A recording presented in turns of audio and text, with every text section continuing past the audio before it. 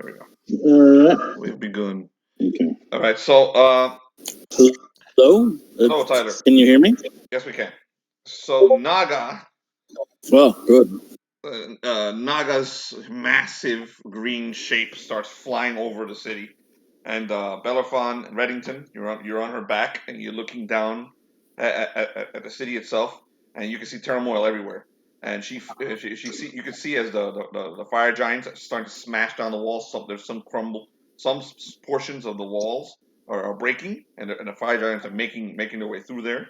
And you can see them stamping, crushing, and stepping on people.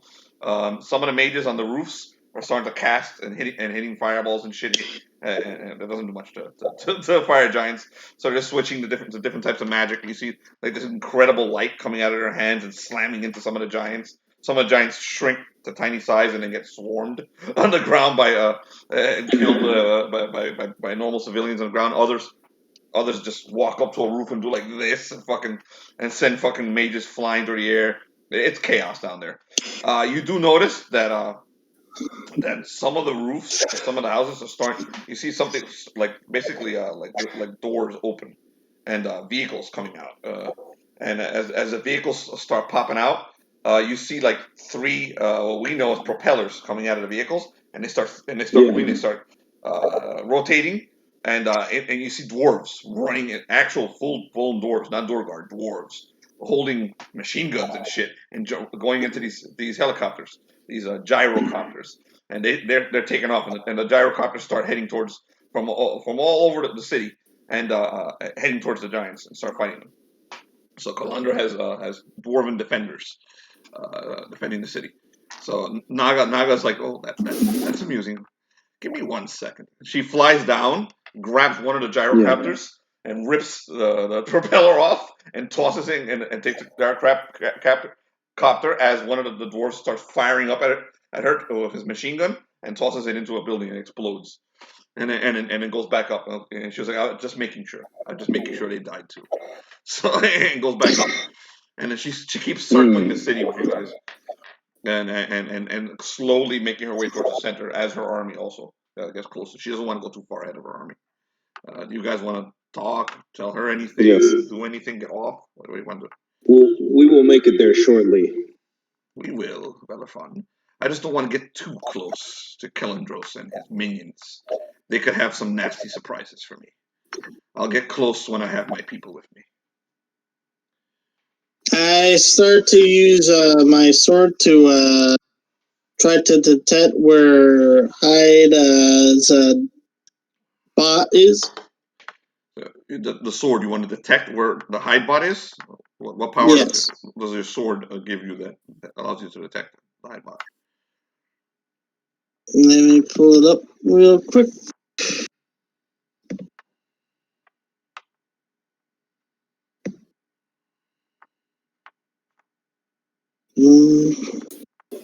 Should be right there in notes, my dude. Yeah, I'm trying to find the notes. Okay, well, you're trying to find the notes. I'll let Felix RP. You let me Like know what? when you have your notes. Right. So you want to say anything to Naga or Naga? Don't interrupt. Naga, I know we were cut short in our encounter last time. When I told you about your daughter and how she died, and I just wanted to say that I feel for you and I am sorry. She's quiet. like you don't see her head because she's looking at at the thing, and she's like I too have lost a daughter and under similar circumstances. I found the thing, but yeah. No, let him continue. Yeah. But I would not in good conscience lie to you when you asked a question about her demise. She did fight well. Did she? Yes, she did. I heard she died screaming. Well, she slaughtered plenty of the people, and it was a very, very even match. And she's not looking. You notice that her head is turned away, and so she's not looking at all. She's basically keeping her face away. She's like, yes, thank you, Paladin, for those words. But it doesn't matter what your situation is. Losing a child it's hard, and I've lost mine, and I never got over it, and I get it, and I understand. Okay, you feel her whole massive body shudder. Okay, and then she like takes control of it. And she's like, Bellerophon, I think I've changed my mind about something. That. We'll discuss it later. Okay. What are you up After to, we do, rogue? She can sense the magic of the weapon that you're using, Reddington. Do you want to say? Well, you were going to say something, Felix? Anything else? no, I turn around and look. Trying to find Hyde's little toy. Okay, tell me, what does your weapon do? It's cast locate object. Oh, nice. With a Roll. 1d10 plus 20. Go ahead, roll. Okay. What page is locate object? Is it written under anywhere? Is it written under what page locate object is? I'm gonna check.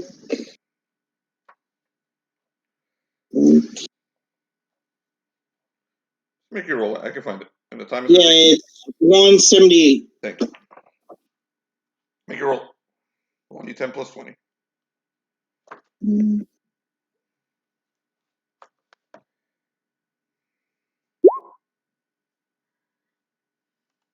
That's it's a 26. All right then. Okay. Roll a. No, there's no manifestation for the spell.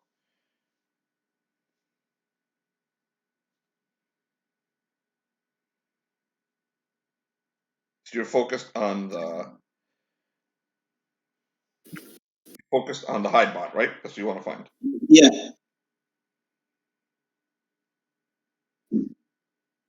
Okay, you have seen the hide bot, so you know what it looks like.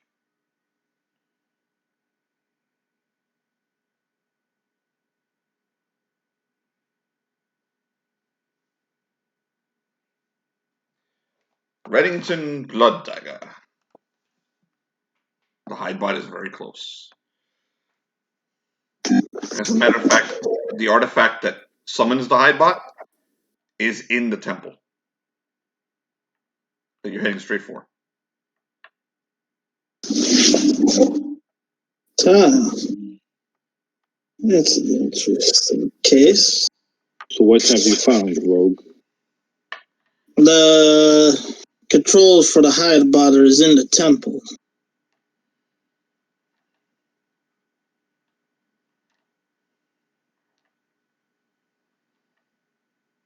And Philip, that's our destination anyway, right? Mm-hmm. Yep, that's your destination. Oh, anyway, since Bellerophon didn't respond, Naga will. She goes, "What is the hide bot?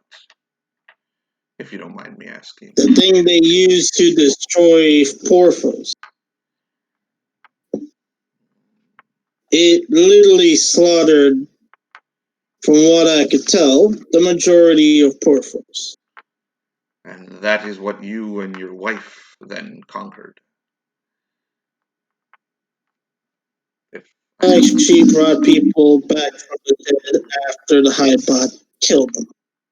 Oh yes, brought them back into undeath. I wasn't dead for a while. It wasn't pleasant. King Reddington. Yeah. So you wish the hide bot? You wish this thing, this machine?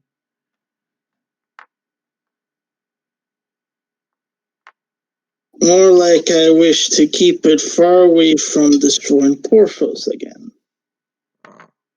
A noble cause. I will drop you off close to where you tell me this thing is, if you wish. Though it may be dangerous. Would you like to go with him, Bellerophon? I know ways to sneak in. What'd you say? I know ways of sneaking in. All right. Let me know where you want me to drop you off. Will you be going with him, Bellerophon? I will. We still have a little bit of ways before we get to our destination. Yeah, you got about 10 minutes before she takes you there. All right, so we're gonna switch over to Riondrake. Bloody hell! Okay, you're standing there. You just saw Felnox step through into the world engine. Basically, walk right into the light. He vanished into it. You heard the howls that he heard also, the three howls. For a moment there, you saw two massive shapes inside of the world engine, both winged griffin-looking things. Before they also disappeared, and then you're still in the room, surrounded by archmages. They're all basically waiting, and some of them have walked back over to the balcony, and they're looking out over the battlefield. You can see fires from if you look over the balcony in the back. The dwarven army is still holding, and they're basically stopped there with the papal guard, basically looking at each other, but no one's attacking. They're all like just waiting for orders.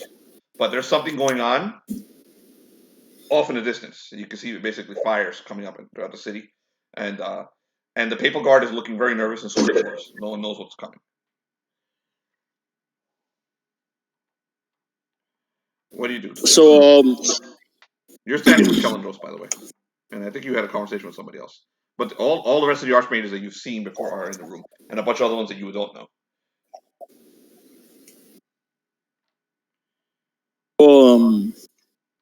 I look at Kellendros, and then I look at the flames in the distance, and I go ahead and I start walking towards the balcony, and I go out there to see what I can see off in the distance.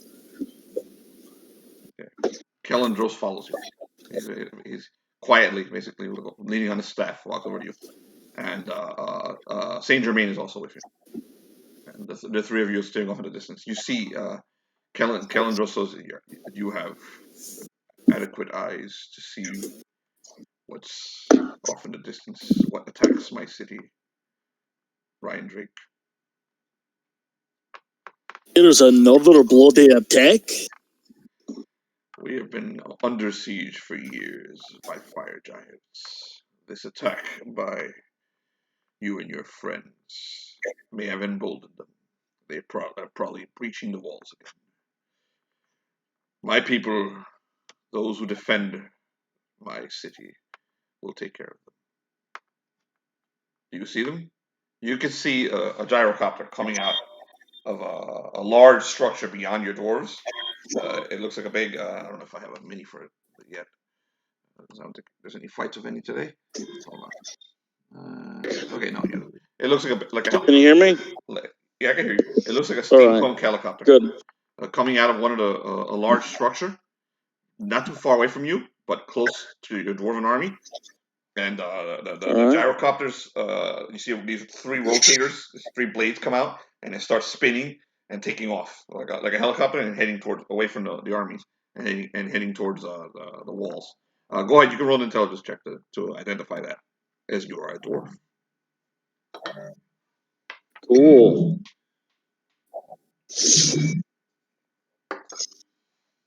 I don't think I have any bonuses to my intellect.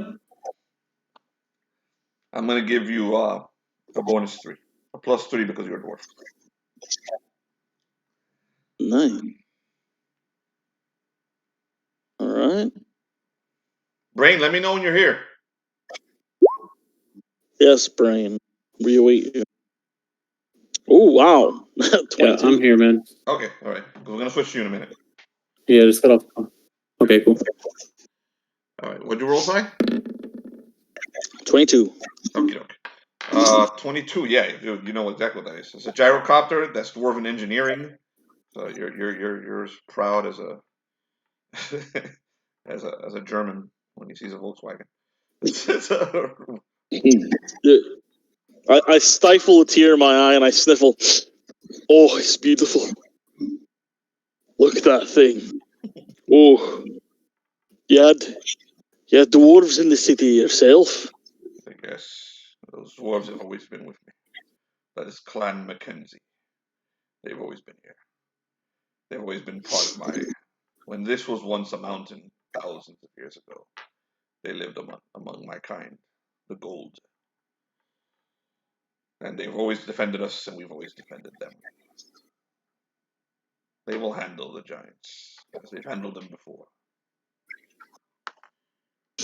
So, what can I tell from the situation of the giants from my angle? Like, how bad does it look? It's bad, man. They're killing people. they're much barbaric giants. They're fucking they're running through the city and they're smashing shit. And they look emboldened.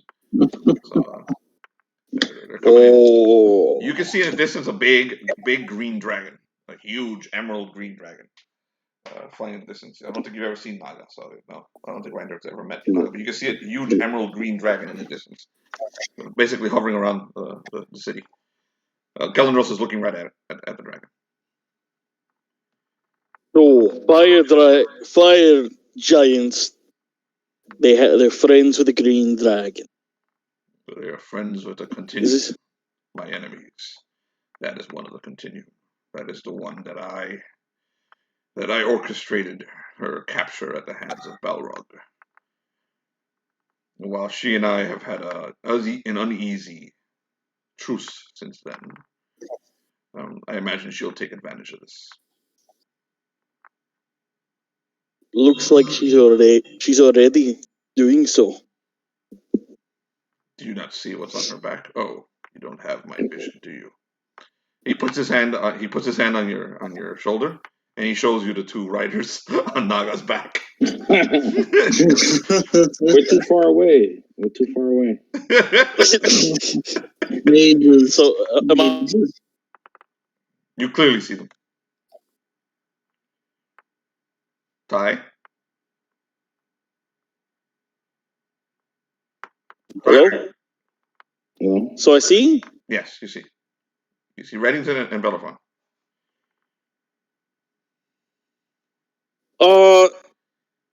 So, Kellendros, I didn't know you were in the business of good jokes. That no way in the 9 hells that I know of that those two would be in the same dragon together. Unless they smoked a pipe. I wouldn't think you and your friends Felnox would be in my chambers, and I would not think that I would allow Felnox to jump into the world engine as of 2 days ago. But stranger things have happened. Well, they do have a curious relationship. I guess you're right. There is something else happening. He puts his hand on your shoulder so you can see a close up of the mall that's beyond your army. You see velociraptors running all amok through this mall, ripping everyone to pieces, shredding them, and taking. And Krill going all bad with the frenzy. Putting on people's human clothes. They're like knocking. They go into the movie theater and they knock over the popcorn. And they're eating popcorn, they're smashing shit, and the velociraptors having a blast. Jonathan, we lost you. You there? He's there. Yeah, he's moving on my screen. Okay. Likewise. Okay, so you just see the velociraptors rampaging through there, and the Tyrannosaurus Rex. He has like 3 or 4 humans on their knees, and he's teaching them the merits of capitalism. And do I actually hear that? Do I hear that? Yeah, you can hear some of the words because he's taking you through it, so you can see and hear. Basically, your mind is over it. You have like a falcon's eye view of what's going on. And you can hear some of it. Oh. You do see Krill. Krill is doing what he just said he was doing. He's fanning. Riding like a maniac with a bag of gems. Yeah, a bag of gems, yeah. Well, I was going to employ that little thing that kobold as a merchant in my town, my great city. He's apparently doing what merchants do and stealing. Well, I misunderstood quite how animalistic he was. It's not to say it's a good thing that it happened to you, but if it happened in a dwarf kingdom, he'd be dead. Right. He turns to one of the other archmages. So, He turns to one of the other archmages, and this dude steps out of the shadows. This guy is wearing like one of those conical Chinese looking like the guys who live out in the fields, and they're the rice workers, the little rice worker Chinese rice worker hat. mhm. Okay, and Whoa, Yeah. whoa, whoa, whoa! okay, he's wearing yep. China. He's wearing a cloak, a brown China. cloak, and like what looks like scale mail, like a metallic scale mail over his chest. And he turns to him, handle the situation at the mall.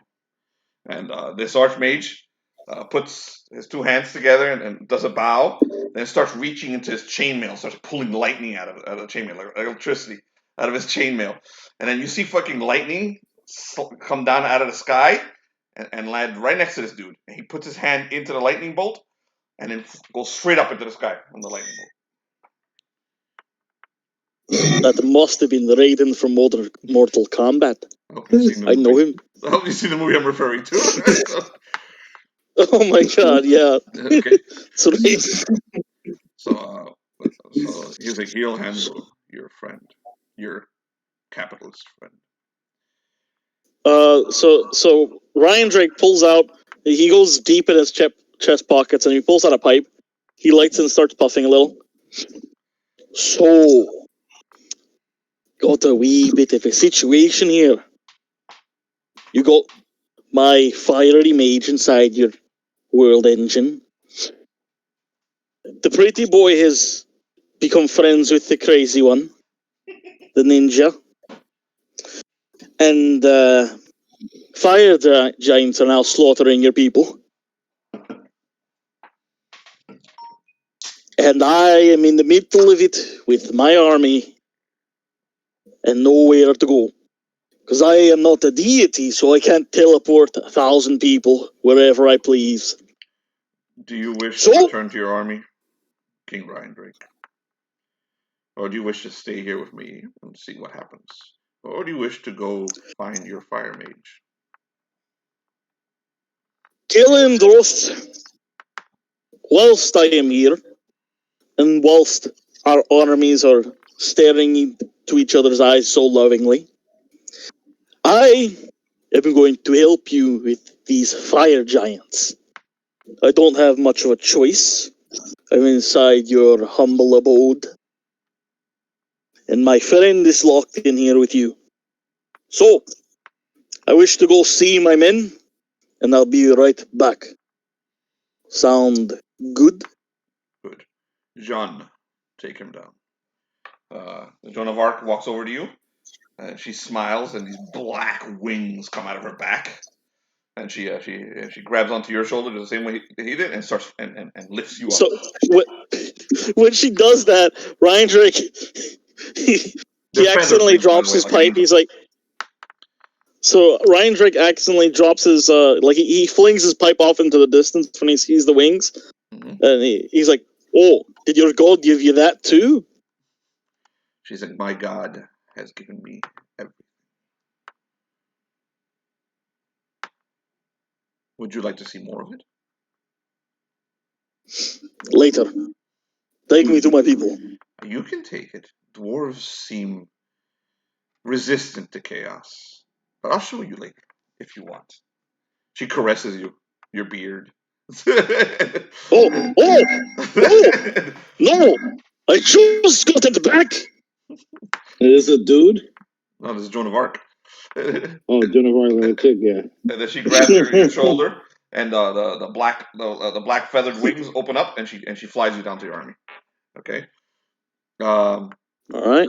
Before you fly out, you glimpse another wizard, another one of the Archmages, come stepping over to Kellendros, and for a moment, you see the face of Caliban hide under that hood. Okay, but you're not able to respond in time before she takes you down. Ephialtes! Yes. All right, so you made it to the dinosaur city, okay, and basically we're gonna go through the next 2 or 3 weeks of your life. real quickly. Okay, so you've healed any damage you took in that dungeon. So if you take any damage, it's gone. You have that new sword, right? You read it. It does. Yes, I do. Okay, excellent. Yes, So I do. basically, you've been chilling in this dinosaur city for about 2 weeks, and hanging out and hitting on dinosaur babes and velociraptors, lizard chicks.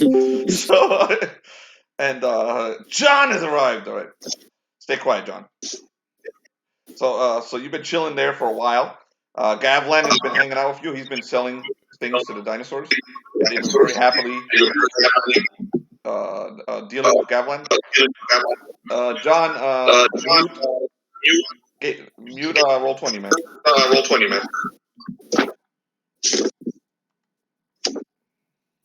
Okay, thank you. So you've been basically chilling there the whole fucking time, and when at some point, as a matter of fact, is there anything you'd like to do in this city before I rip you out of it? Anything in particular you want to go visit? So you want to mate with the reptile chicks? There's some nice pink velociraptors hanging around with the feathers. So No, I Yeah, won't mate go with ahead. the reptiles. I Go won't ahead, mate with the mate with the reptiles. But I do get some spices. you get Hey, when in Rome. Excellent. All right, we're gonna do some spices. This book has spices. So let's sell you some spices. You walk into a spice shop, and there's a velociraptor there. Let's go ahead, Jonathan. Name the velociraptor. Micah. A velociraptor called Micah. So Micah is like, He's a rat. you wish spices?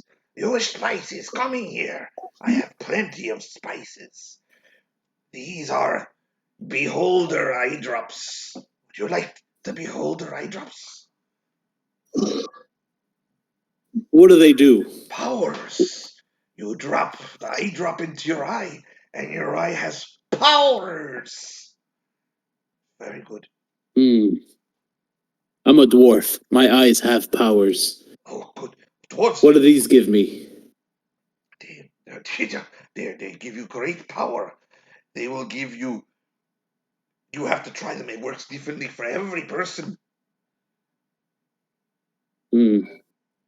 Okay, I'll try them. But don't charge me. So I try them out. The first one's free. The first one's free. He's like, the first one is free, but all right, okay. he's not looking around, and you see that his security, a larger velociraptor with horns, is looking at you like they're worried about what's about to happen to you. Go ahead, roll a will saving throw. Power without perception.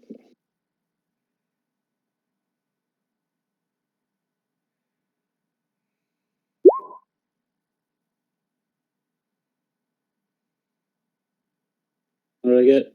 14. 14. Satisfactory. So you made your first one. All right. So you gain a bonus of +2 to any perception checks. You now have night vision, which you already had, improvision because you're a dwarf, and the ability to see the invisible for. Hold on a second. 6 hours. You can see the invisible. Just write that down for 6 hours. So anywhere. Roll another will saving throw as the thing starts getting into your brain, and you start feeling a little high. Good eye drops. You really should have taken them home first. Yes. Good eye drops. Your store is beautiful. Oh yeah, you see all sorts of pretty stuff here. It's all colorful. 14 again. 14, you fucker made both your saves. So yeah, you feel euphoria, and that's pretty much what it gives you. The night vision, infravision, and the ability to see the invisible for the duration. You have a +2 to your perception checks for 6 hours. Okay, so yeah, you can see all sorts of goodies in here, man. So as you walk up to them, any one of them, you can pretty much tell what they do. So you can roll a perception check, and then if you roll high enough, I'll tell you exactly what the other spices in the room do. Yeah, that sounds good to me. Let's see what we got. Let's see what's on the menu. So you are going to buy something, though, right? You're just not going to sample everything. I'm not a thief. Don't worry. All right. All right. What am I? Perception is intelligence, right? No, just walk around. Tell me what you're doing in the room. Like, what do you approach? I'll give you descriptions if you will. There's bottles everywhere. Is there where are the spices? All right. So I approach a rack of spices. So like maybe like 3 or 4 of them. All right, give me 1 second. Let me give you. What do these do? Oh, that one is. So I can see, right? I want to roll a perception check, but I want to hear what the raptor has to say about it. That one is a great. It functions like a liquor. It's very powerful, and for your kind dwarves, you are good drinkers. You would like it. It is called fairy booze. Fairy booze. Go ahead, roll a perception check. I'll tell you exactly. Okay. And that's intelligence, right? Yeah. What's which one do I roll again? You can use personality, whichever one you got higher. Oh, okay. Yeah, I'll do personality. Oh wait, that's not it because I had a bonus. I just add 2. Yeah, you got an 22. You got a free 2. So what'd you roll? 21? I mean 23. 23. No, these aren't perception check. 23. Okay. All right. Yeah, it does get you drunk. It's going to it's going to mess up some of your abilities. You won't be as powerful a fighter for a little while, and it could last for a few days. Actually, this is very very potent shit. But during this time that you will be a little inebriated, you will heal at double the normal healing rate with that fairy boost. Okay. You want to keep looking? I'm gonna take this opportunity to stop trying out the spices. I'll buy both of these, and I'm gonna take them to offer to everybody else. Get them fucked up. How many of them do you buy? I buy 4 each. 4 each? Okay, they're 10 gold each, so that's going to cost you 8. Okay, let's see what I got. I got money. This dwarf is rich. Just remove 80 gold. You're good. You see, good prices here. How much gold each? 10 gold each. All right, so 80. See, good prices here. My spices are the best in the city. Do you know that I am the supplier of your friend Krill? Suddenly, yes. You hear about Krill. You know Quill. Yes. Of course. I'm buying him a gift. What else do you suggest? Oh, would you like to see Krill? Krill is not far. We actually have a door that'll take you straight to him. He is currently shopping at a very amazing looking mall. Yes, right away, please. Yes, follow me. So he takes you to the back of like there's a big old warehouse back there, and you see a bunch of very young velociraptors back there preparing and preparing all the spices, and they're setting them all up, and they're wearing masks, surgeon masks, and they're preparing the spices. Is a den. Yes, yes it is. and then in the back there's a machine, and the machine there's another velociraptor back there. And by the way, Gavlan is with you. He's following you. He goes, Gavlan, dear. Gavlan, weird. That's all he ever says. But he's following you around this whole time.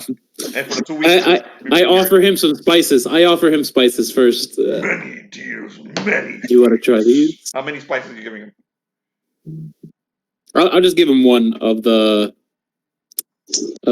perception one. Many dears, many thanks. He grabs the spice, and you suddenly gain 2 XP. Hey!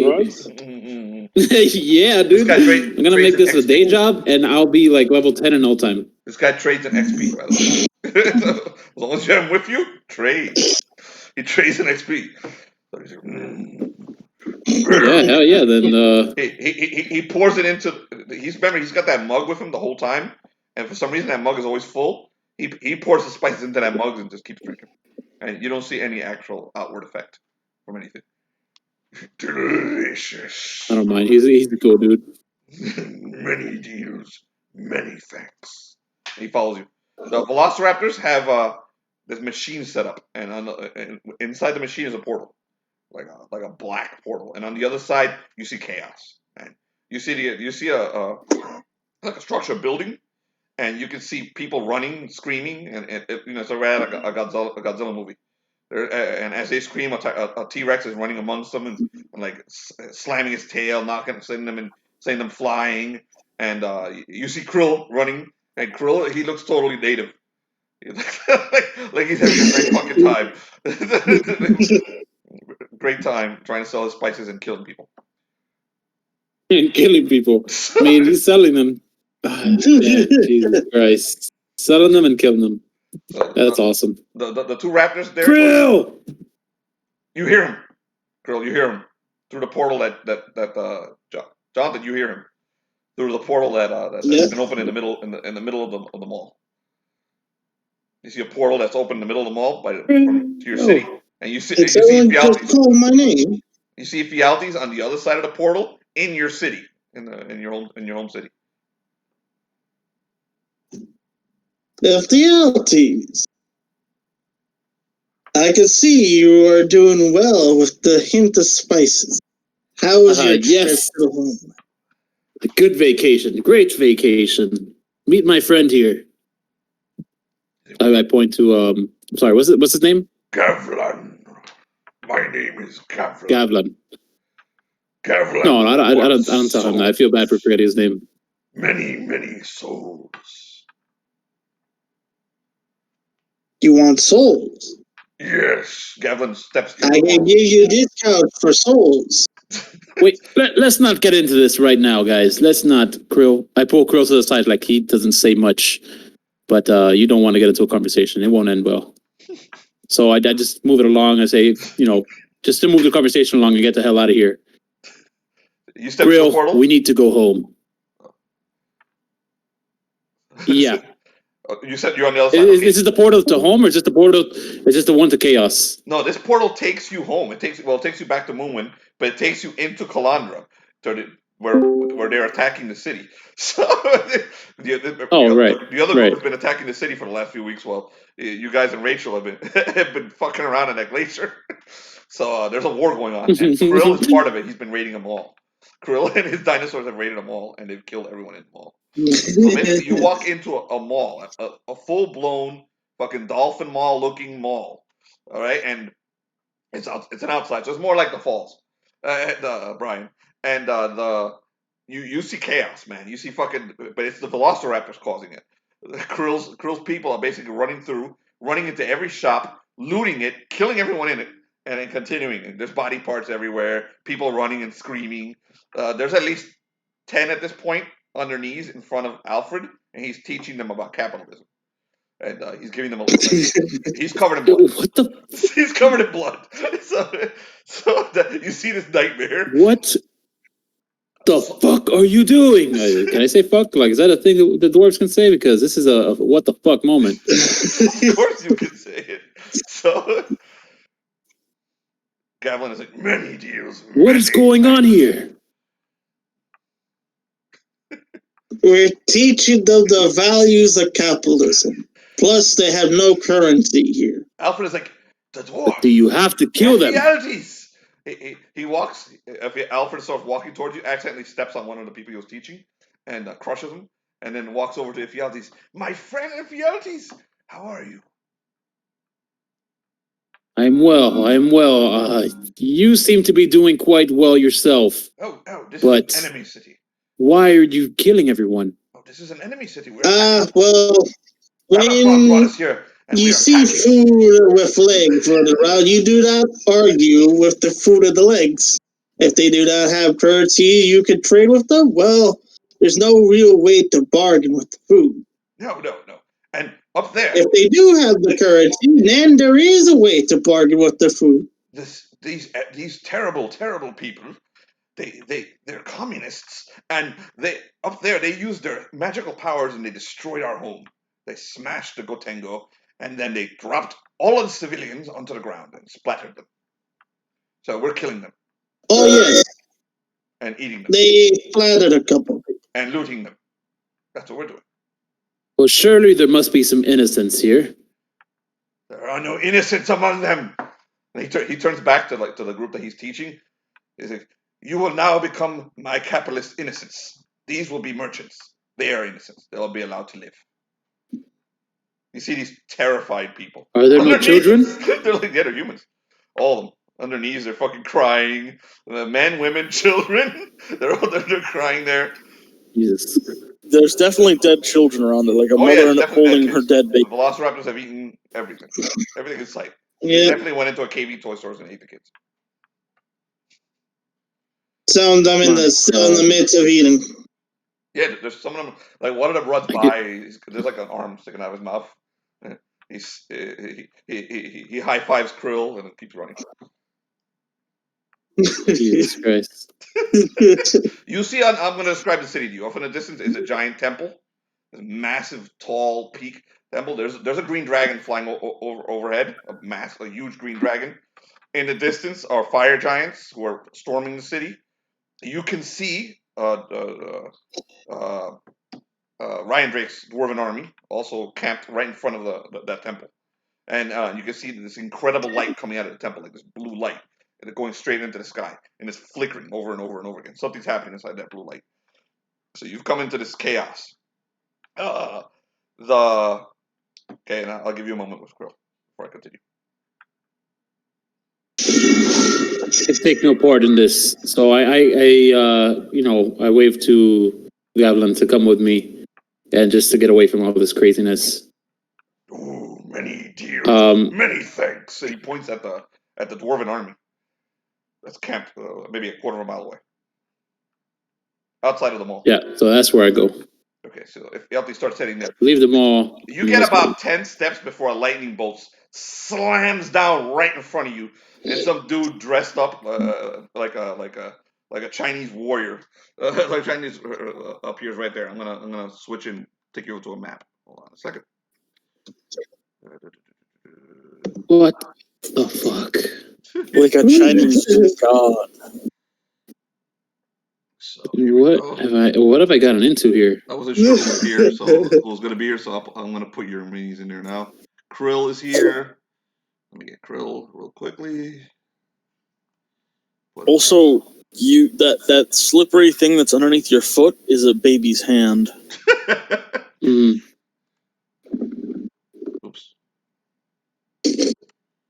So we'll put Krill over here. He's a little further back. Also, the Queen of England is currently beating the shit out of like one raptor. He's beating up one raptor. Yeah, there's like in the corner you see an old lady with a fucking cane. You fucking cunt! You fucking cunt! There's Gavlad. Gavlad is following you. This is Gavlad right here. Over here is. Let me get the bad guy. It's all right. I can roll up a character. I can roll up a level 0 character right now. I think I have some. I'll be one of these civilians. There's no mini office, so I'm just gonna get a big old T-Rex. Hold on a second. That was his mini, just a big old T-Rex. His mini was the one that you have inside the. Yeah, that's literally his mini. Yeah. There's never a dedicated mini. He was just a T-Rex. So this dude appears right in front of you. I'm gonna show you. If you've seen Big Trouble in Little China, you know exactly what he looks like. Hold on a sec. I'm gonna make it big for a second, but before you guys start fighting, just so you can see pretty much what he looks like. So this dude slams down on the ground right in front of you. He starts firing lightning to his left, firing lightning to his right, pulling lightning out of his chest, shooting it up, and fucking velociraptors come falling out of like the stores and the different levels, all charred and burnt as he electrocutes each and every one of them, and then he sees you guys. His lightning just keeps rippling all over his fucking body as he very slowly, very confidently walks right at you, Ephialtes and Krill. And Alfred whispers to Krill, "Is that a communist, Krill?" Communist what? Striking merchants of capitalist value, so I assume yes. So Alfred attacks him. Alfred rushes past you. He's like, Red Menace! And he runs right at him. And the dude slams like a lightning bolt right into Alfred. And Alfred he yells out really loud, "Ouchie!" And he turns around, runs back, and jumps behind Krill and hides behind Krill. And this dude starts walking straight. I'm going to let you say something to him if you'd like. Ephialtes or Krill, as he very confidently, very slowly walks straight for you. I have a counter offer. I put an image in the chat. I'm ready for my level 0 character. I'll make a level 0. Brian, Jonathan, what do you guys do? I just put my hands up in defeat. Like, what the hell? What's going on? Krill, we're retreating, and I suggest you come near me, Ephialtes. Well, I'm not sure I see the alliance. Do you want to get out of here or not? But this guy, what does he want? What is he doing? Well, he is here. He has been attacking my people with electricity. So what else could he ever want? Yeah, it sounds like your people were attacking the city, so... No, what we were participating in is that teaching people the rights of not using currency. We'll make you dinner. And then we were exemplifying that example that we were eating them as dinner. Yeah, sounds like you're the bad guys. Roll initiative. All of you. You decide who you're attacking during your initiative. Hold up. So, hold on. Look at the Roll20 chat. Look at the Roll20 chat. I'm ready. There's no way he's level 1, dude. He's not level 1. He's level 0. He's an Archmage, he can't start off level 1. Big One of the fucking Archmages. They got tired of Krill killing people. Roll saving. Yeah. He spent the last 4 adventures here killing people. Pretty much. Uncle, take a look at the bottom right corner. Take a look at that link I sent. I'm ready to join. I got my funnel character. Look, Felix, go ahead. Look at the link. You're gonna like it. He's not level 0. Well, yeah, he can be level 0, but he's a badass. So, okay, so if Ephialtes got 12, lightning. Roll. I got a 6. 6, and lightning rolled 10. No, Dante. Krill rolled a 6, so Krill's dead last. Ephialtes, you're first. Okay, Alfred is cowering in fear. He's gigantic, right behind Krill, like the terror of the Archmage who's stepping straight for you guys. That dude is rippling with lightning. It's fucking all around him. He does not look like he's gonna fucking talk or negotiate anything. He's aiming straight for you because you're right in front of him. He may not want to talk, but I do, right? So I try and say something to him for I put up, I pull out my sword and I say, don't try and fight.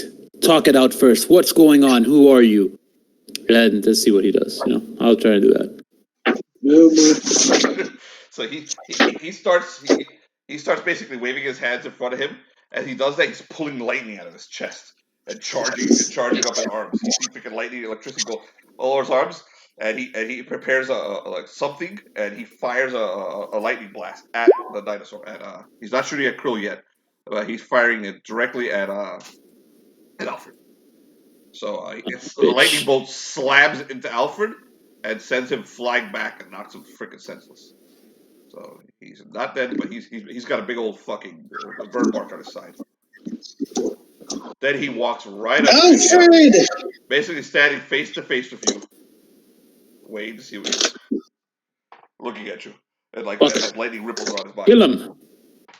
It sounds like he doesn't speak. It looks like roll intelligence roll. Okay, I'd like to do that. Let's see what I got.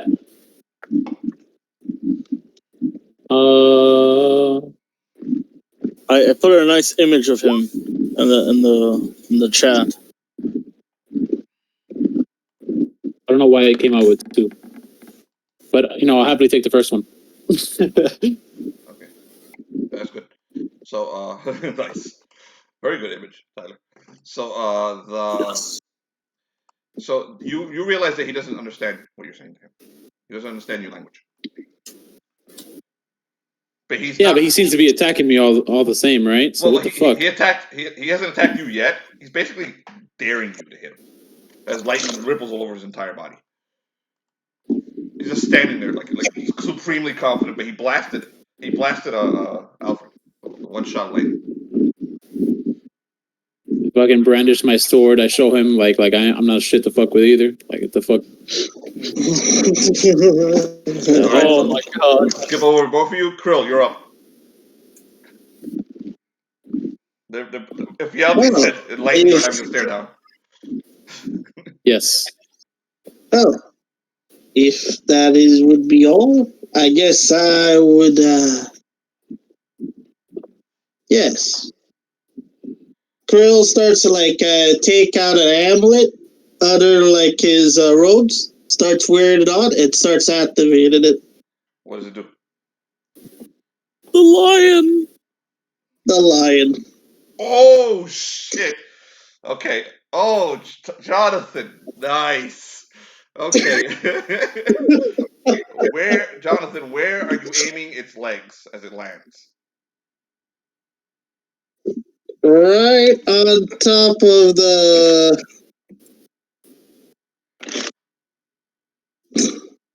lightning of the tree winds.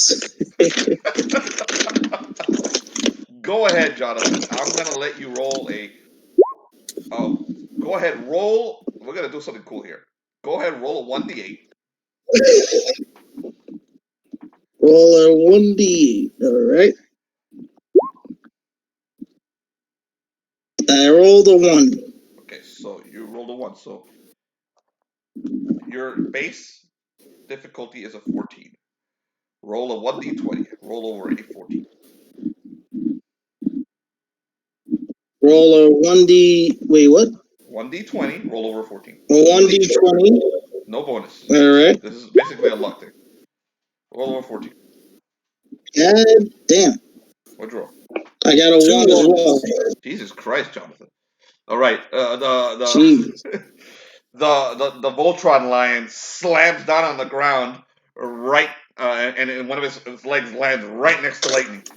And the lightning keeps rippling around him, and he looks at the leg, but it did not land on top of him. You rolled too low, way too low. So,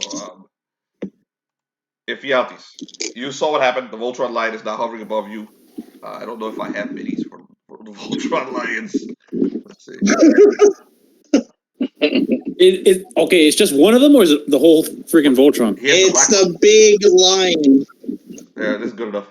Yeah, it's just one of them, black right? one lands right on top of, basically, its legs are around Lightning. He barely flinched. He basically looks at it, like with confusion, looks over at you.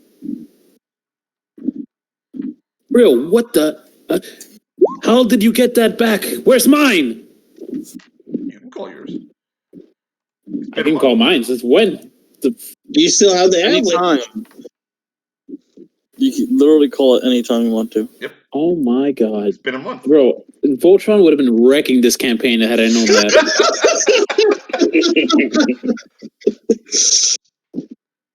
I went ahead and Krill spins his turn trying to get in the lion as quickly as possible. No, your turn was summoning the lion, so that it's actually Ephialtes' turn. All right.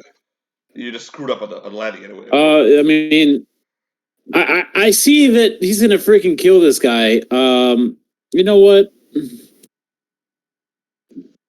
I'm just gonna wait another turn. I want to see what happens.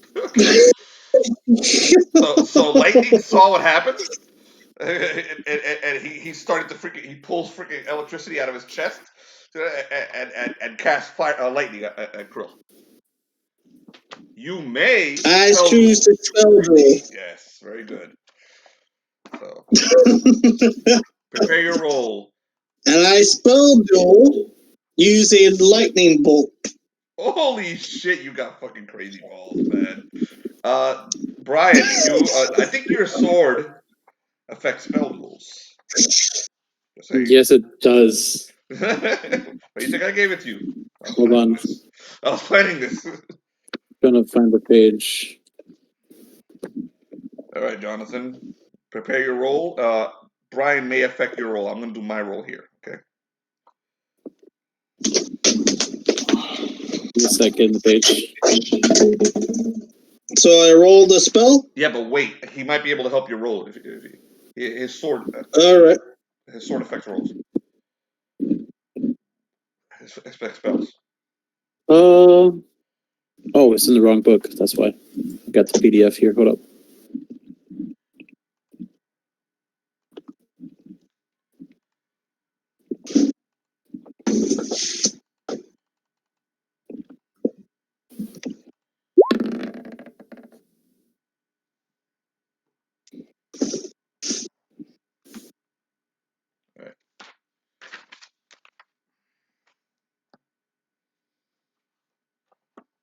Page 142. Jonathan, prepare your roll, but don't actually roll it yet. Wait for it. All right. Okay, your bonus is ready. Got them ready. Okay. All right, I got my sword. All right.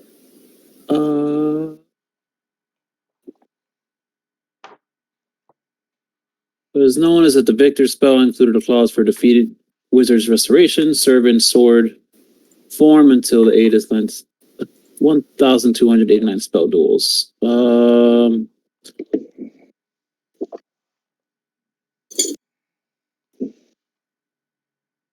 Combat, anytime the wielder successfully hits with this weapon, he may cast Dispel Magic as an action in the next round.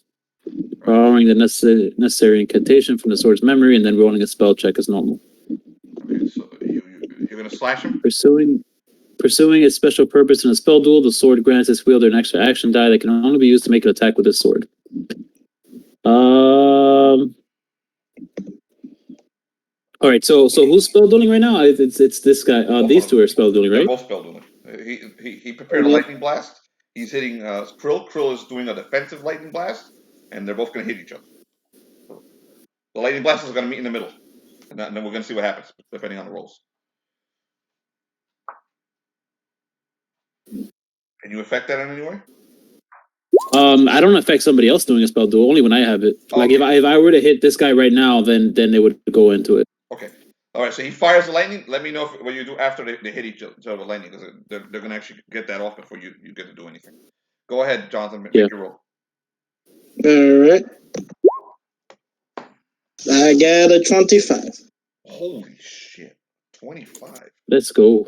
Fucking beautiful, Jonathan. Yeah. I rolled an 18. So let's cross-reference the spell duel. Does anyone remember what page spell duels are on? Tyler, you're usually really fast with this. Oh, I got it. Never mind. It's an opponent. I got it.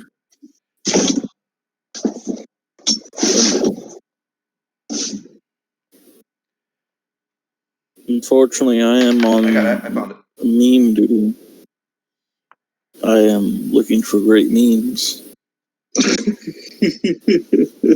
I'm looking for wondrous images to put upon your eye sockets.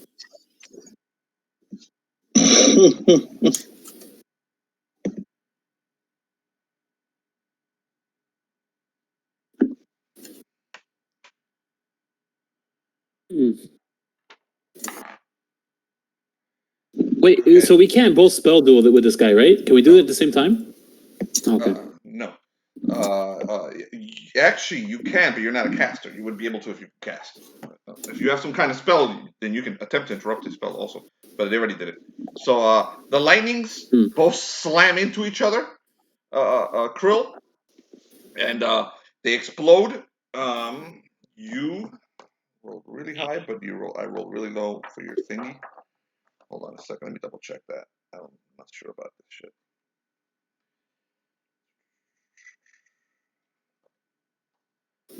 Got that wrong.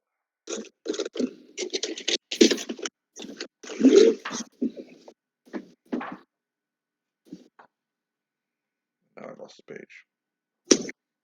There we go.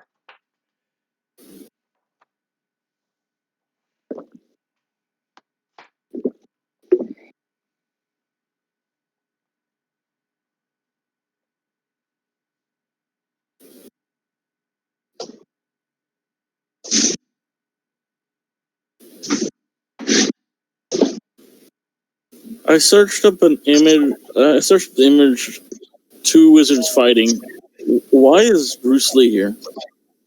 Okay.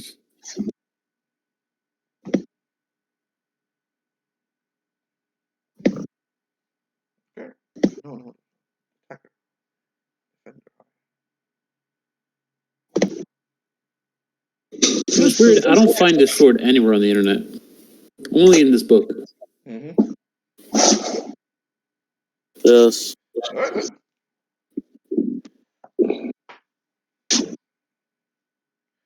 Jonathan, go ahead. Roll a 1d8. All right.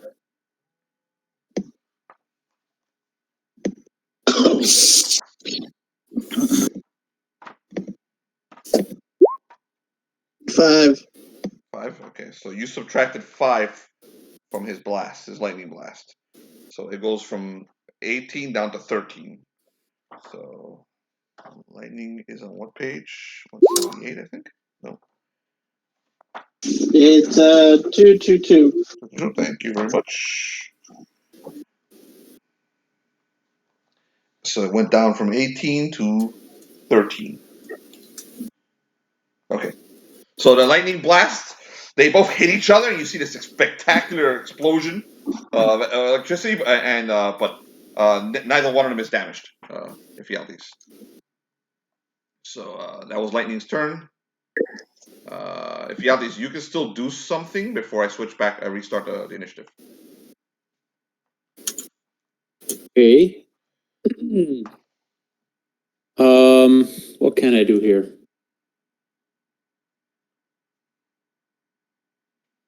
I tell them to stop fighting. Well, they're not going to understand me, but I offer spices. I open my hands with spices. To both hands, spices to each one of them. Lightning just walks past you. Very calmly walks past you. Stands like about 10 feet away from Krill, looking at him, and they're basically just staring at each other. And it's your turn, Krill. What are you gonna do, man? I go with my claws like all showing, and then I head straight towards inside the line. So you basically jumping into the line? Yes. Okay. So you leap into the line, it opens up its little thing, you get inside of the line, and it switches on. You see all the little lights turn on. And that is your turn. Ephialtes, you're up again. Right. Man, I'm super conflicted right now, right? Like, this guy looks cool, and Krill is out here murdering people. And I don't know, man. Like, is it fucked up for me not to fight? Like, Krill's, but I've fought a lot with Krill, right? I gotta kind of defend him. God damn it. What if he's wrong? It feels wrong, right? Fuck it, bro. I'm gonna stick to my shit here. Yo, Krill, you're on this one of your own, man. Go ahead. Okay. Lightning looks over at Krill. They got into the line, shakes his head, looks over at Ephialtes, and fires lightning at Ephialtes. Well, that's a way to get me into it. So the guy gets boom. He blasts okay. through a lightning blast. He rolled a 12. So the lightning slams down directly in front of you, but it looks like it may be a warning blast, but it didn't do anything. Oof. It continues to rip around him. But he's slowly walking up to you, and he's got like the fucking electricity going from finger to finger, like he's about to, like trying to intimidate you. No, he's all right. I mean, that's the way to get me to fight, right? Like I was empathetic as shit. All right, bro. I mean, let me know when it's my turn. I'm gonna pull out the sword again. We're gonna talk about. You halted your turn. You can go anytime. You can go before Krill. Oh, okay. All right, then let's go. So how do I do this spell duel stuff? I have never done this before. You're warrior. You basically you attack him. Yeah, but the sword allows. I do it with the sword, right? Because the sword allows me to get the spell duels because it's a wizard. Like the sword is a wizard and his familiar trapped inside of it. So he has the sword itself has 6 intelligence. Okay. It's a +2 sword with 6 intelligence, and it tells me here. Let me see. What page is it on? 142 of the annual. Okay, go ahead. So you're gonna cast. I mean, I okay. So it gives me an extra dice to use to use the sword to do the spell duel. So what do I have to roll for a spell duel? Intelligence check? Yeah. Hold on. But right now he's not firing lightning at you. So spell duel. Oh, he's not firing lightning at me. No, you're basically if the attack gets an opponent of the wielder involved in a spell duel, it adds its number of points of base damage. Basically, you attack and you assist in spell duels. And there was a spell duel second. Okay. You just all right. The guy with a so I would help in that one. Yeah. I would have helped in that one, and I could have cut him while they're spell dueling, and then added that base damage to the spell duel. You didn't really want to attack the guy. The guy's now okay. You. I mean, it's still a +2 sword, so I'm gonna fucking. By the way, the fingers of lightning are reaching around you. Basically, all the electricity is coming. Yeah. It's starting to form around you. He's gonna slam something into you soon. I'm gonna use the mighty deed to run by him, slide by him, and slash him from the back, like samurai style. Go for it. So let's roll with mighty deed. But you're a dwarf. You're as subtle as a brick. Dude, this guy, come on, you know Ephialtes at this point.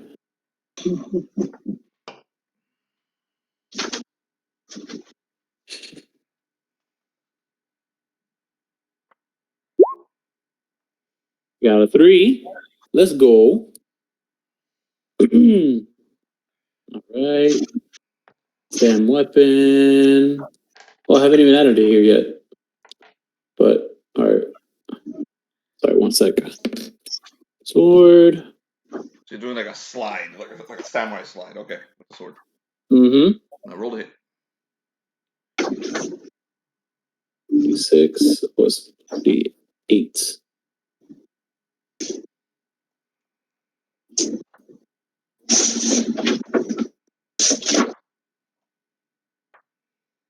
Got 3 and 2.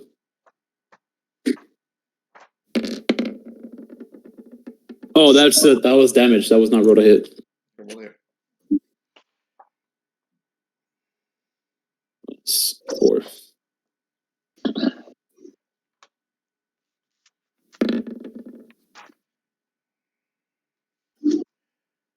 What'd you roll? Okay. 15? That's good enough. And roll for damage. He's not wearing much. He's wearing a little scale mail. Or a little scale chest.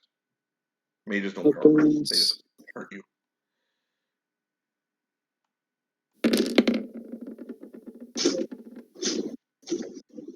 All right. 8 damage. 8 damage? Okay. Okay, you slash into him, and you cut him. He backs away as the cut slashes across it, and there's blood, and hits, and he bleeds. Okay, he does like a sneer, and then lightning goes through your blade and into you, and electrocutes you for this much damage. Oh, fucking nice. 2 damage.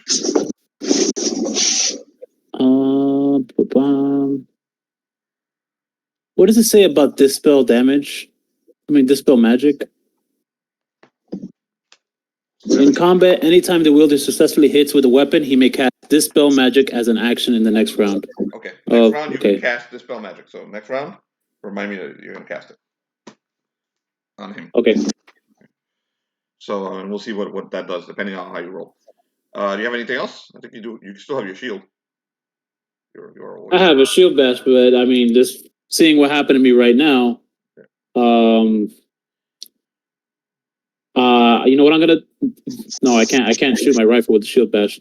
So no, I'll hold back. Okay, what does the lion do?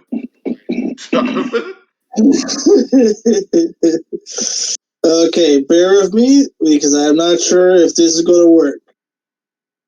But basically, I tried to use the same abilities of I used with Voltron, where I can transmit the spell through the line. Okay. I'm using the line as an amplifier for my spells. Okay. That you're attempting it to cast a spell through a lion, and you realize that you're not gonna be able to do it unless you open the lion's mouth at firelight, and it's not gonna help you at all. You can just control the lion. No, it's not lightning. I know, but you can just control the lion from where you're just tell the lion to do something. That's all you can do for me. All right. Unless you're gonna cast something defensive on yourself. It's sort of an area effect spell, but yeah. Okay. All right. So, are you going to tell the lion to do something, or are you going to cast a spell?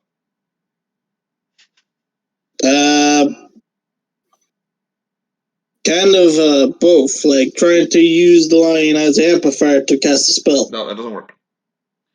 Oh, that doesn't work? This is not the cartoon. All right. You can either cast a spell or use the lion to do something. I'm going to cast a spell. Okay. The spell I'm casting is Transmute Earth. Transmute? Earth. He's in this enormous, powerful, giant robot, and he's casting spells. Do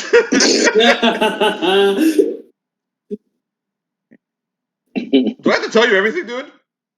Alrighty then. I used the lion to open his mouth and chomp on the wizard. Okay. Roll a 1d20.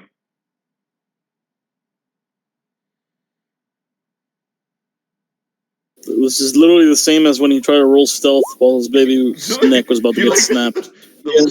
Those obvious things. Go ahead, roll. What'd you roll? Right. Did you not roll a 1? Did you not roll a 1? I rolled. What do you roll? What did you roll? I rolled stealth. 17. Okay, that's all you have to say. Did you not roll a 1? Okay.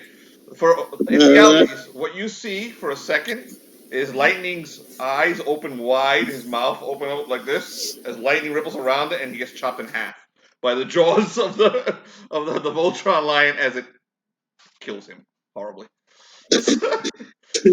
Well, what are you gonna do, right? Terrified and surprised. Yeah, but you know what? Like for you youngins out there,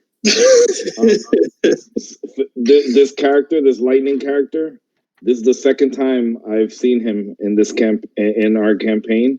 But the last time I saw him was 30 years ago. Mm-hmm, yep. Oh, nice. In the Marvel campaign, remember? He died pretty hilarious later too. Yeah. So it wasn't a Voltron line though. So it wasn't a Voltron doing the obvious. Okay, so the Voltron line killed Lightning. So what do you guys do before I switch over to John finally? I sit down on the floor and I'm just like it's been a day. It has been a day. You notice that Lightning's hat survived, and it rolls around and stops right next to you. Ephialtes, and being a dwarf, you can sense magic coming from it. Yeah, so I grab the hat and I check it out. Can I do a check? Yeah, you can do it. You can't really tell what it does, but you think maybe a mage or wizard might be able to do something with this. This is resistant to dwarves. Okay. There's no mages here right now, so I mean, I guess I grab it and There's one. Put it on your There's head. one in the lion. in the big lion. yeah, but he doesn't deserve it. I grab it. I'm like, put it on your head. I'll give this to Groth. I'm thinking about Groth. I'll give this to Groth, and I wear it. I wear it for now. How do you even know Groth? He knows because he was part of my third. He was part of my third party that didn't die. Yeah, he knows him. Oh. He was part of his the funnel. Oh wait, I remember. I thought he was a charred corpse. Yeah, No. He's the leader of the other group. The closest to a leader the other group has. So, yeah. John. I thought that was John. And they were all from Porthos, right? So John, let's get something so I can get Bellerophon over to a fight. Let's not probably get to a fight tonight, but I can see it on Felix's face. I want to kill something. John, it's your turn. Okay. All right, John. So, Felnox steps into the portal. He does. You discover your three-headed dog. All the fun stuff that happened 2 weeks ago occurs. Beltram, Riggs, and Felnox unite and become Cerberus. You get all your memories back. You remember all the fucking Greek myths, and you said you want to do something before you burst forth and destroy the universe. Yeah, he wanted to go after the tide. Okay, so instead of stepping out of the temple, you turn around and you go back into the machine, and you go looking for the tide, right? Okay. As you go in there, okay, you feel the energies of the world engine combating you, basically fighting you and resisting.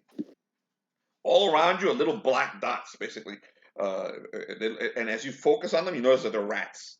Okay, and the rats are trying to move away from you into this energy, this blue power energy. And as it goes into you feel basically yourself splitting into three. Okay, as you chase after the little rats. Okay, so Beltram goes in one direction, Felnox goes in one direction, and Riggs goes in the other direction. And Riggs steps into his dungeon master's world. Okay, so as you're stepping into it, Jonathan is a guest DM today, and he's going to do something to you. Go for it, Jonathan. DM Riggs. Riggs, you end up through like field.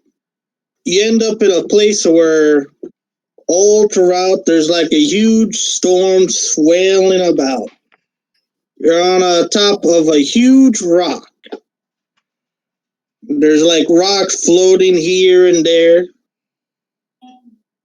And in the center of the rock you're on, there's like a whole row of a whole bunch of pillars. The pillars have like rib-like things jutting out of them.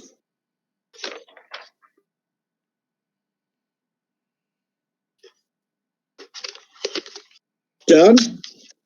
Yeah. He's taking notes. You need a paper?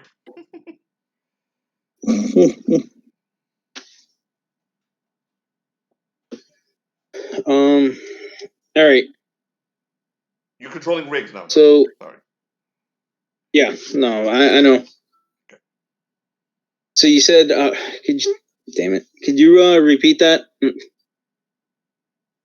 And I lost Jonathan. You're like in a massive flat rock in the middle of a storm. And in that massive flat rock, there are rows and rows of pillars.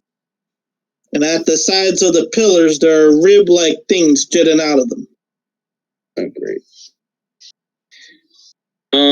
So he gets close to one of the pillars, doesn't touch anything, but he's checking it. How are you checking it? Visually at the moment.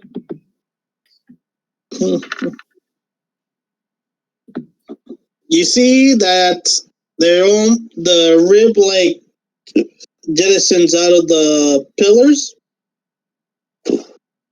are made to resemble something like hands. Hands? Like skeletal hands. At the very tips are holes. Like each pillar has like a pair of hands going to each side. And the hands have holes in the fingers, right? West and south.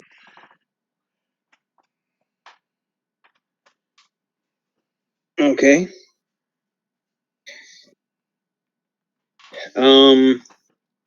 Now the jeez.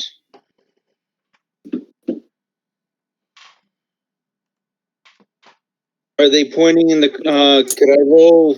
Could I roll intelligence? This is like rows and rows of like. There's 4 rows of pillars. Uh-huh. I just want to say, thank God it's not me doing the damn puzzle. I would not. I would smash the fucking pillar. I'm just saying. You said some of the hands represented the different poles on a compass, no, right? There's like a pair of skeletal hands. Yeah, but they were long distance. They look like grids, but they're actually hands. Skeletal hands. Pair them. Each of one are facing a different direction. Yeah, you said the different directions were north, south, east, and west, right? No, they're pointing north, south, east, and west. And this is on every pillar. Like multiple hands on each pillar, or like one pillar has 4 pairs of hands facing in each direction. And they all have hands pointing in the different directions, right? Yes. Or is it any of them? Damn. Can I roll intelligence to see if any of them are pointing in the correct direction? No, they're just pointed at all different directions. Any of them pointing in similar directions? They're all pointing at the similar direction. It's just rows and rows of pillars. So, wait, I'm confused. First they're pointing in different directions, now they're pointing in the same? Did they change? No, like, say you're looking at a pillar. In the middle of the pillar, there are pairs of skeletal hands facing in different directions. Yeah. Not in random directions, just in different directions, like north, east, south, and west. Yeah, but I was asking if any of them happen to be pointing in the same directions. Like, is there any kind of repetition amongst them? There's repetition on all the pillars. He's talking about direction. Is there any of them that are like pointing at the same direction, like 2 pillars pointing north, 2 pillars pointing south, or some shit like that? Yeah. At the pillar, each and every pillar has 4 sets of pairs of skeletal hands jettisoning towards a direction.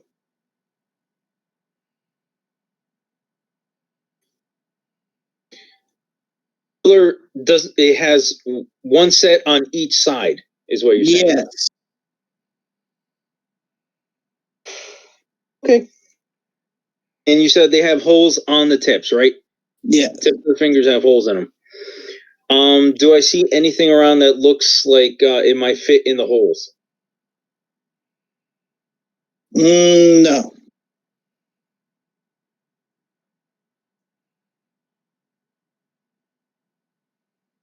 Like, what exactly you're looking at? He's looking at the entire pillar. Is there any writing on the pillar? You see scriptures, mainly containing of skeletons and angels.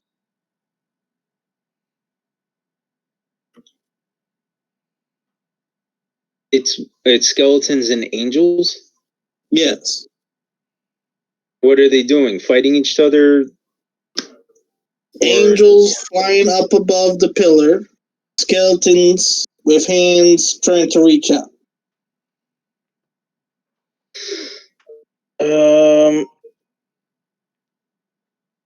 So he stands at the angle of a pillar and he tries to push the skeleton hands up. You're trying to move the skeletal hands upward. Yes, and he's not in. He stays away from Good night, Felix. the hole on the Good night, fingers. guys. All right, good night. All right, good night.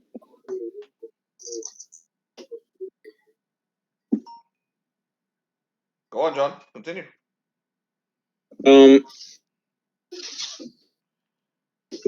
Jonathan. Yeah. So what happens? He stands to the side of the hands and then pushes them up. So he's not directly in front of them. Well, Not directly in front of any of them. you try to move them up, but they don't budge. Do they look like they have hinges or anything like that at the wrists? What's attached to the pillar? No, not arms, hands. I know. Hands are coming out of the pillar. The part that's attached to the pillar, does it look like it has hinges or anything like that? No. Okay.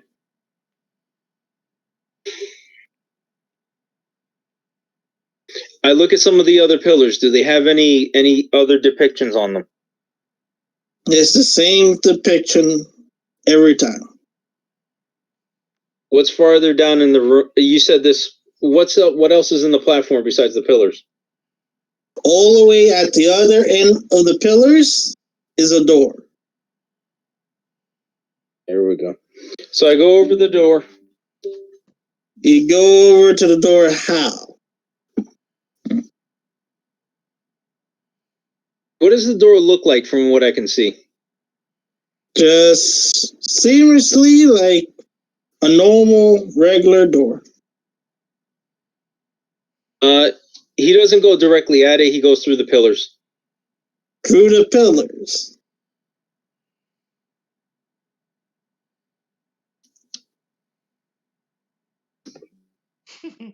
Yeah.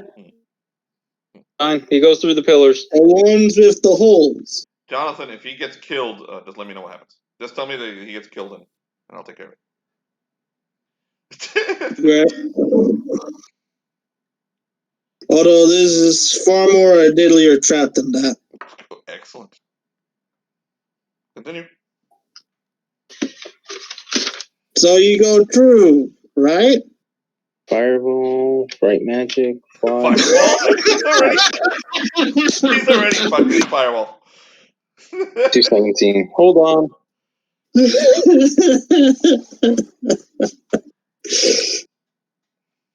Mind you, the truly scary part was supposed to come after, but okay. Oh, duration, 1 turn or more. It's flying ability. I'm going to cast fly on myself. Alright. You can handle the whole thing, John. You're DM right now. So use the bonus. Remember, he has to roll. So it's 217. John, you're DM, so you gotta do it.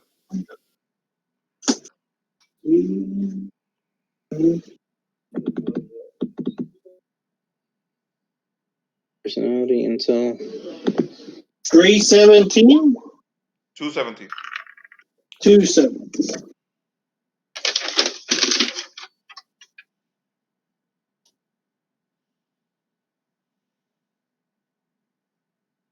call. Page 114. Hold on, 114. You got 14? I got a 23 to cast. 20.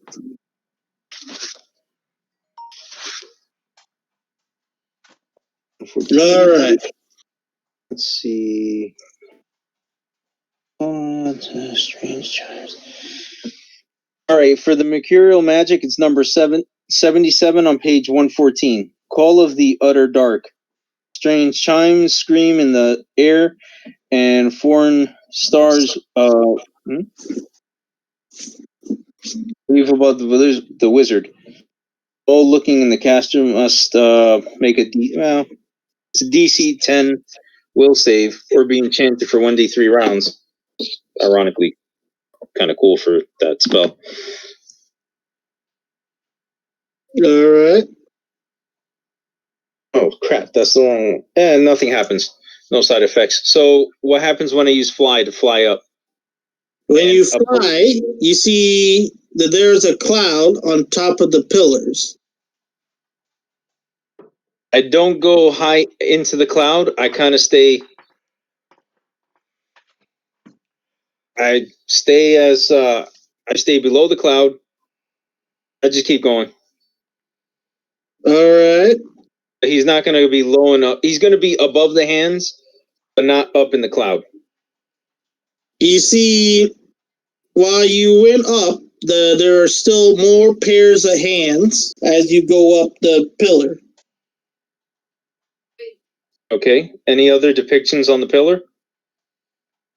Still the same, but more in repeat. To the point where the higher you go, the less there are depictions.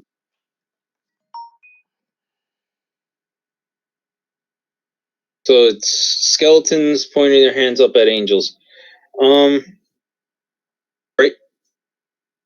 No, it's more they're trying to grasp the angels. And do I see anything weird about the cloud above me? No. Mainly that it's misty and foggy. How high from the floor are the skeletal hands?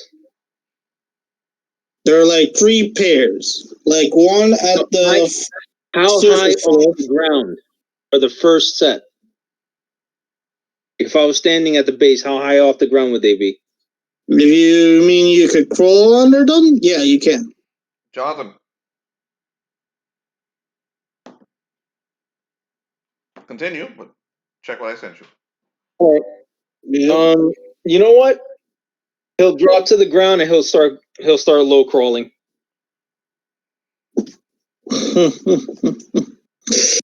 As you crawl down, you see like the little rat scurry right in front of you. Okay. You still crawl? What is the rat? What happens to the rat? He's just going on by.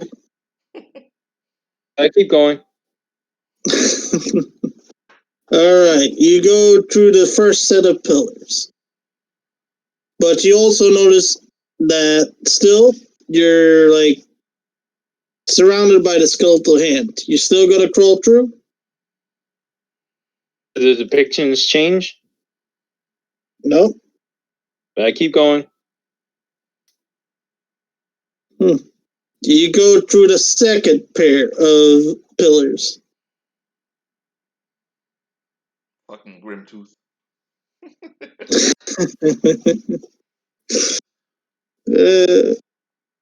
Trust me, he has no idea what type of trap this is.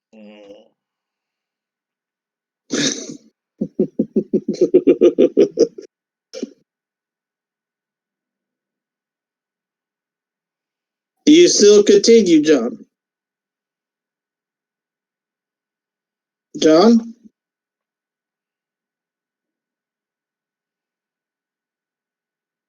John? John? John was eaten by the tide. John, you there? I will now represent John. Please! Does that help the situation anyway?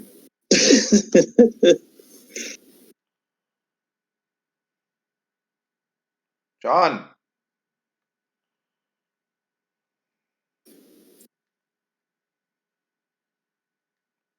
John? Seems we've lost John. So we're going to give him a few minutes. There we go. The trap, Jonathan's trap has apparently destroyed Riggs. I don't blame him. I'm not gonna lie. I got nervous myself and I walked away and get a drink. Not gonna lie, I was sweating beads just thinking about having to do a damn trap.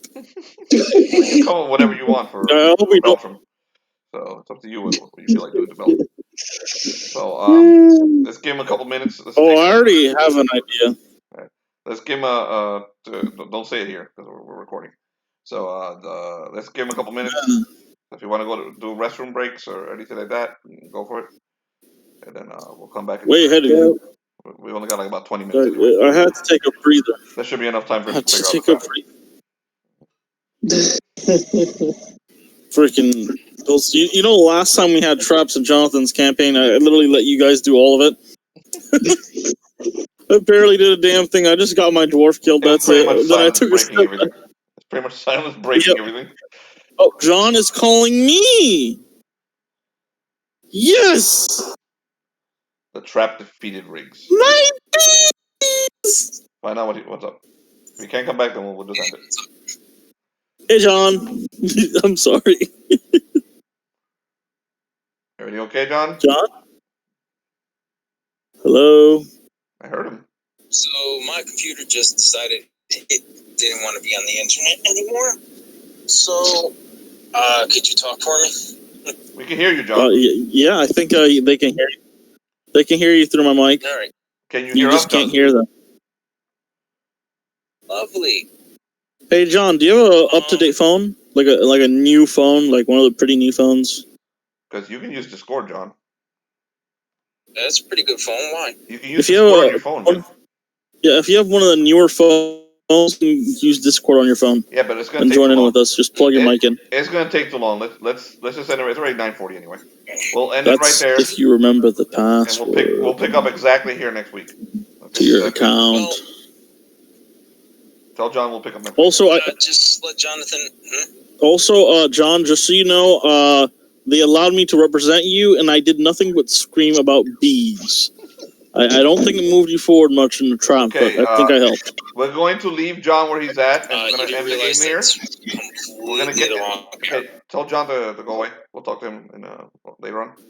We'll leave John when he's... Riggs, he would be complaining about the newbies that are driving him nuts. He can't hear us, Tyler. Tell him later. Yeah. We're ending the game. I'll call him. We'll call him. We'll go to PlayStation. All right. So stop talking. Hold up, John. Hold up. John, hold up. They are speaking. The council is speaking. Okay, so I'm going to reward XP. Brian?